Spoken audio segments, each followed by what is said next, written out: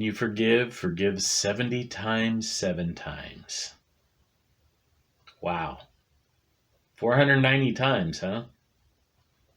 When I was a kid and I heard that phrase, I was like, very literal. And I, was practicing math. So, okay, 7 times 70 is 490, right? Sure. Okay.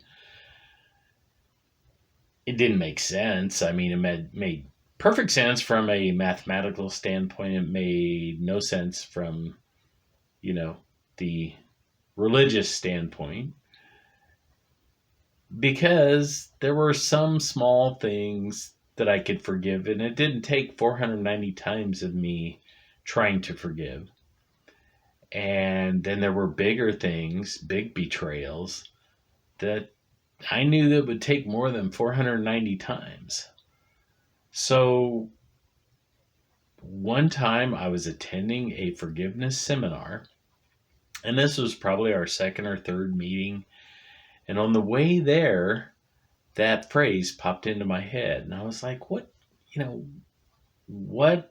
was the teacher trying to tell us by saying 70 times, 7 times? And I came up with a conclusion that it's not necessarily forgiving, the act of forgiving 490 times. It was a very symbolic number. 490 times are the steps you take to forgiveness. And when you look at the history around the time when that was said, 490 times was a huge number. I mean, people didn't count that high, even if they tried. I mean, I'm sure, yes, there were probably some learned folks that could count that high, but it was more a symbolic number. 7 was a holy number. So when you replace the 7 with holy, you forgive a holy number of times 10 times the holy number of times, which could be 4,900 times, you know? So when that came to me, all of a sudden it made sense. That forgiveness is a process. It's not an act. It's not an event. Forgiveness is a process, and it takes many steps to get there.